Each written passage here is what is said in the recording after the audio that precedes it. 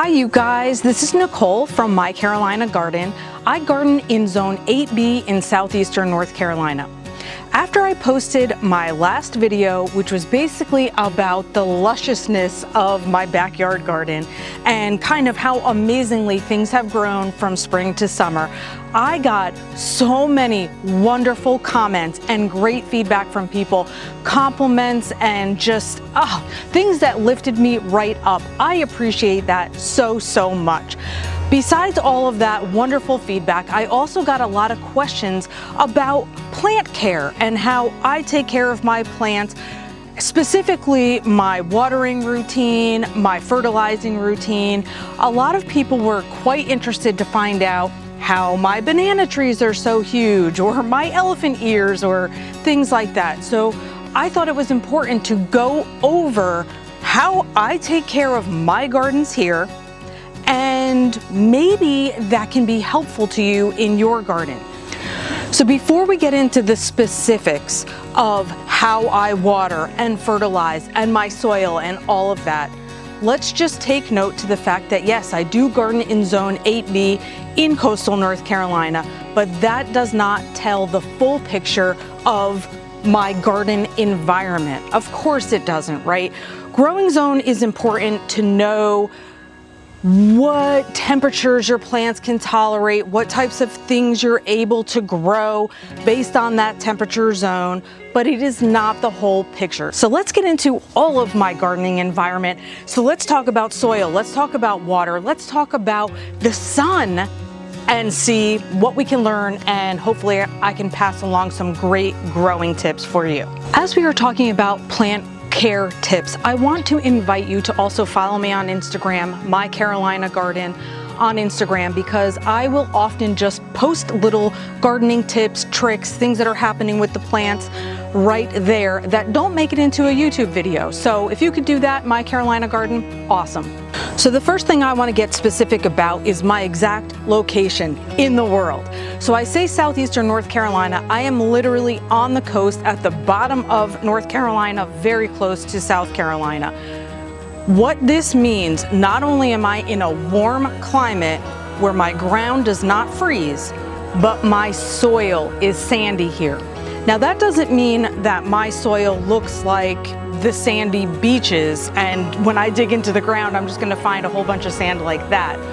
That's not what it means, but instead when you first dig you're going to see it looking dark and you think, okay, the soil's normal, until you really inspect and you can see that there are grains of sand all in there. Particularly when the soil dries, that's when you can really see the great amount of soil that is contained within my ground. What that means, having sandy soil, means that my soil is fast draining.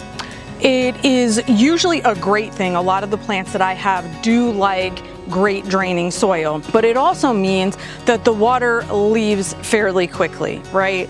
I don't get a lot of pooling water. I'm like the opposite of a clay soil situation, okay?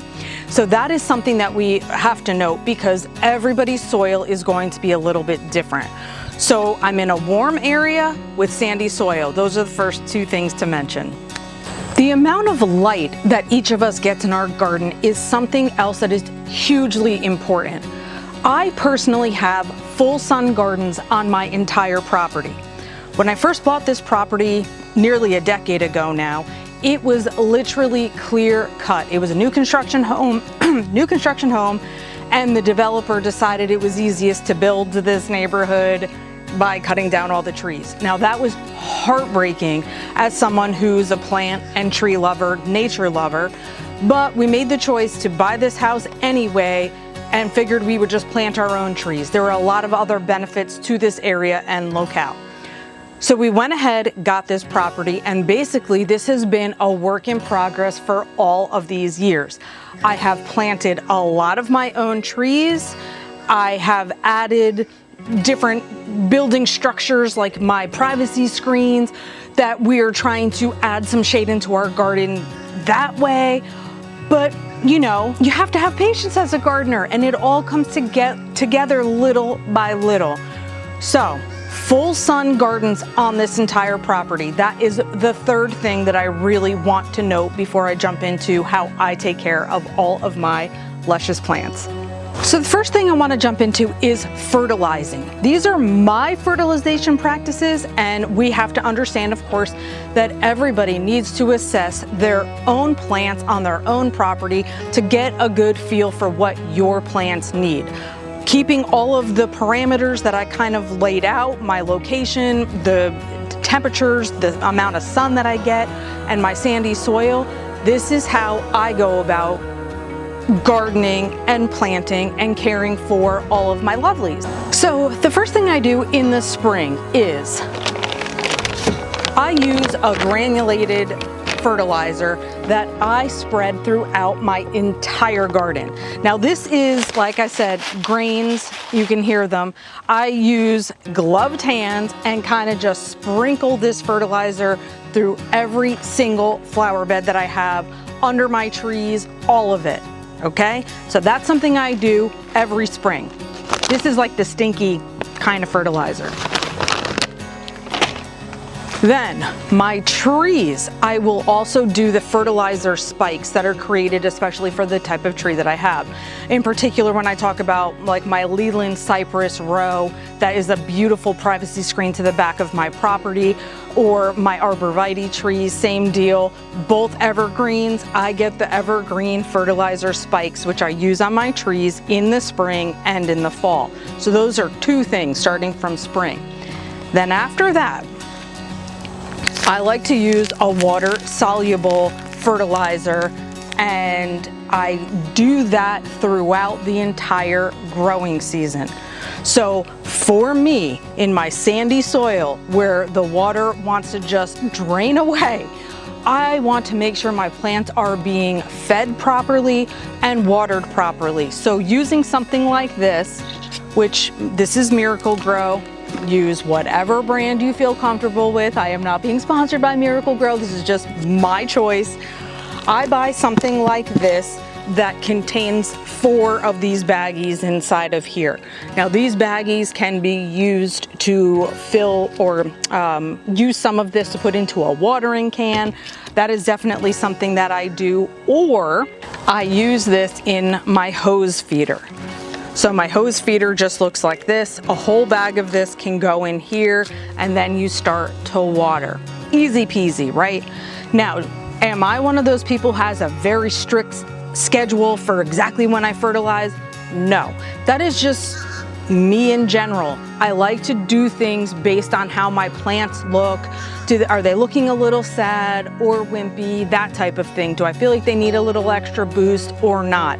During the time we were going through some major heat stress for our plants, for example, I didn't want to add extra fertilizer into their lives because I didn't want them to feel like they had to boost out new growth or new flowers or whatever. They were just like kind of in like a saving protective mode, if you will, during that time. Now that we've gotten some rain and we're feeling pretty good about ourselves over here again, I'm going to be making sure that I fertilize regularly. This would be something I would do in a weekly practice with the water-soluble fertilizer. Now, we're gonna get into irrigation and my drip irrigation system in a moment, but I just wanna say that you can use water-soluble fertilizer in your drip irrigation system, but I personally am not that high-tech just yet. I haven't made it to that level of advancement, as my drip irrigation system is only about 4 months old at this point. But that is something you can do, and then you don't have to worry about the hose and the feeder and the watering can and all of that kind of stuff. But I'm half old school waterer and gardener and half, jumping into this irrigation world, which, by the way, I absolutely love. So fertilizing, I think that about covers it. Some stuff in the spring, some stuff throughout the growing season. So let's talk about the sandy soil that I have here. So basically, as I said, when I dig into my dirt, I'm not just going to see beach sand, but instead I have this mix of what looks like darker colored soil, and then there are all these light colored flecks of sand that are in here. Hopefully you can see. The shovel example is a little bit easier to tell, I feel like, simply because the sand, which is a lighter color, has dried on the shovel. So with my sandy soil, it does not come to me just nutrient rich. So basically I have imported all of the garden soil that I have in my flower beds. I bring it in instead of just utilizing what is here for the most part. Some plants, like my blanket flowers, for example, they like poor soil and well-draining soil that I have. And the blanket flowers, you know, grow wild at the beach and everything around here. So things like that don't need the nutrient-rich soil. But I like to make things easy on myself, and I like to kind of just care for my garden as a whole. That, again, is just my prerogative. So I bring in garden soil. I do not currently have a compost bin where I make compost myself. I am going to be getting one, and it will be a self-contained unit so that no disgusting critters can get inside of it. We do have snake issues and things like that.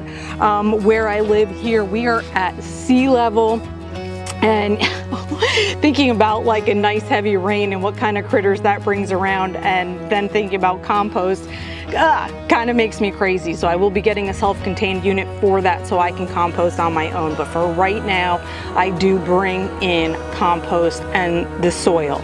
Now again, starting from a property that had literally nothing on it, no mature growth whatsoever, I had no plant life that would drop leaves and those leaves would decay and create more nutrients in the soil either. I literally started with nothing. I do like to leave my decomposing plant life in the gardens to add some nutrients in that way. So that is something else. But besides that, I'm not overly fussy about adding things to my garden soil. As I said, I do cart it in for now, and that's just what I do. Let's talk about watering. So I had been an old school garden waterer for my 25 plus years of being a gardener. That meant hand watering all the time. I only, as I said, just recently got into the game of the drip irrigation system, which I'm thinking, why didn't I do that sooner, right? So my garden at this point, now we're talking about triple-digit temperatures. We're talking about full sun gardens. We're talking about living in the South, and we're talking about sandy, well-draining soil. Those are the parameters in which I have to garden. So when I water during these conditions in the summer, it is a daily activity. So I do set my drip irrigation up to water daily. I do water my gardens in separate zones. So for example, my poolside gardens that are very luscious with tropical plants that are water-loving plants, I can water them more than an area, let's say, where I have lavender, and lavender doesn't like as much water. So I can adjust those zones as necessary. And basically, again, we just want to point out that we each want to look at our own gardens and see, based on our garden conditions, how much do we want to water? How much fertilizer do we think we need? Do we feel like we need to add something like iron to our soil or whatever it is? We all need to adjust those things based on what our plants are telling us when we look at them. Are they yellow? You know, are they just dying? Like, what's the problem? And then how do we fix it? So I do water every day, as I said, during this time of year. It's just a necessity for me. And maybe someday I'll get high-tech enough to get my fertilizer injected into my drip irrigation system, and then I won't have to worry about doing that part of it either. But for now, I actually like going around fertilizing because I get to look at everything up close and personal, see if there are pests on there. Do I have to worry about bugs? Do I need to do any deadheading or clipping or that sort of thing? Incidentally, while I mentioned clipping or deadheading, let me talk about banana trees because I had a lot of questions from people about my hardy bananas. Now, because these are hardy bananas, they are hardy up until zone 5. So for this tropical look, people in zone 5 can have it also. So let me just touch on how I care for these, again, just because I had so many inquiries about it. Some folks did talk about having yellowing leaves and they didn't know what to do about those. Now, I wanted to ask back, are the yellow leaves up at the top or at the bottom? Because if they're at the bottom, that is actually quite normal. And all I do for yellowing banana tree leaves is just clip them off. Something to note, as you see like a ragged leaf like this happens from the wind. If we get strong winds, the leaves do shred. That is just the nature of the beast. But then of course, as you get new growth, the new leaves come back out and you end up replacing the shredded ones with the newer ones. But if I get a leaf that has shredded and then starts looking yellow or brown, that baby's gonna go. I am not worried about it at all. And in fact, banana trees are like, you know, canna lilies or something like that, where they start out from a trunk, unfurl new leaves, and then keep building on those new leaves, growing from the bottom up, okay? So that we grow from the bottom and come out, grow from the bottom and come out. So if I have anything that looks like this, it's got to go. And even this, not fully yellow yet, but anything that looks like this, I take it off and I don't worry about it. I want to keep the overall tree as healthy as possible, and that's part of it. Keeping it clipped is part of it. I do have some yellow leaves. Oh, but I have a lizard I don't want to hurt.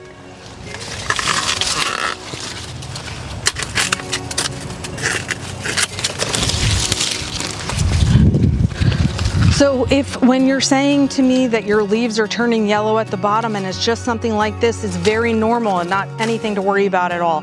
I've had these for years now, and that is just part of the normal process. The other thing with banana trees is in the wintertime, you have the option to cut down the trunks or not. Here in North Carolina, I know some people leave their banana trees, even though they look kind of wonky and a little messy for the winter, they just leave all the leaves. They're brown, the trunks are brown, all of that, but they leave it alone. And when the new growing season begins again in the spring, you'll just see new green leaves pop right up out of the trunk. I do not leave my dead leaves on the banana trees, but I do now leave the trunks up for as much height as I can tolerate to do that with. I go ahead and leave it, because what happens is if you cut the banana tree trunk all the way down to the ground, you're now starting from ground level for that extra, for your new growth in the spring. You're starting low again.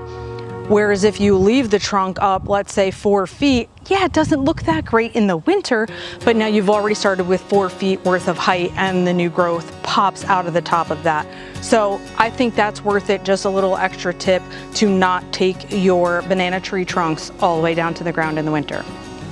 So if we're not talking about banana trees specifically, but we're just talking about deadheading in general, it makes sense to do some research on your plants to find out if they benefit from deadheading, and if they do, go for it. Now, my opinion on something like a coneflower, let's say, my coneflowers will bloom in 2 flushes. So the first time, I will definitely deadhead all of the expired blooms because I want that next healthy flush to come out. But after the second flush comes, and those flowers expire, I do tend to leave my coneflowers up because it's a seed pod and the birds love to peck at those seeds. And that's great for me because if the seeds spread to the ground, more coneflowers. So I can't complain about that at all. But I am a huge believer in deadheading when the plant benefits from it. Why not?